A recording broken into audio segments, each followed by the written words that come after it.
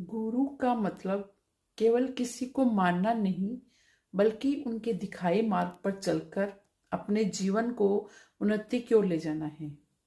लेकिन आजकल गुरु को मानने की परंपरा भी एक पारिवारिक धारणा बन गई है।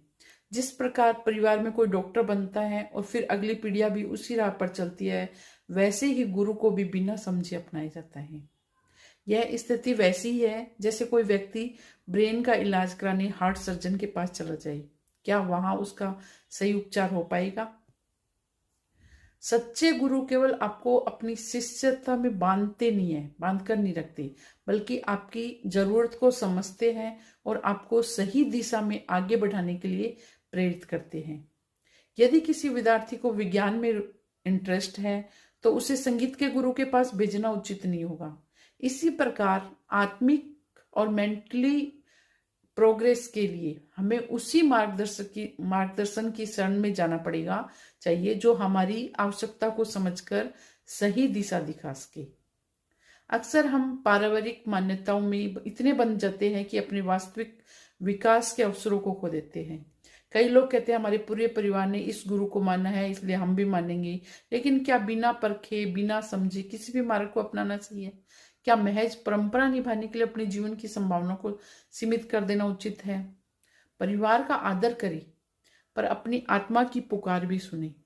अपने परिवार के प्रति सम्मान और कृतज्ञ रखना आवश्यक है, लेकिन इसका अर्थ यह नहीं कि हम अपनी आत्मा की और मेंटली प्रोग्रेस को रोक लें। हर व्यक्ति का विकास पर्सनल होता है, इंडिविजुअल होता है। परिवार की परंपराओं का सम्मान करें, लेकिन जहां वास्तविक ज्ञान सीखने की संभावना और आत्मा का विकास हो, वहां जाने में संकोच नहीं करना चाहिए।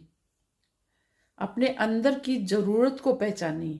आपको अभी ज्ञान, ध्यान, आत्मविश्वास, स्वास्थ्य या और किस चीज की आवश्यकता है, ये समझे।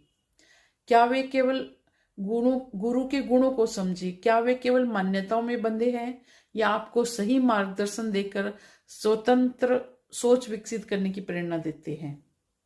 और परिणाम भी देखिए, क्या उनके सानिध्य में रहकर आपको मेंटली पीस, क्लियरिटी और आत्मिक डेवलपमेंट का अनुभव हो रहा है?